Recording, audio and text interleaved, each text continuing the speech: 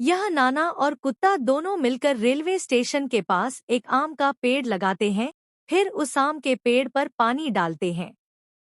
अब आम का पेड़ बड़ा हो जाता है और नाना पेड़ से आम तोड़कर बाजार में बेचने ले जाते हैं। यहाँ कुत्ता आम के पेड़ की रखवाली करता है। तभी अचानक से उसी पटरी पर एक मालगाड़ी आ जाती है और कुत्ता ट्रेन को रोकने की बहुत कोशिश करता है, लेकिन ट्रेन तेजी से आम के पेड़ से टकरा जाती है और आम का पेड़ टूटकर नष्ट हो जाता है। लेकिन कुछ समय बाद उसी टूटे हुए आम के पेड़ से एक छोटा सा आम का पौधा उगने लगता है, लेकिन नाना और कुत्ता फिर भी रो रहे होते हैं, क्योंकि किसी ने वीडियो को लाइक और चैनल को सब्सक्राइब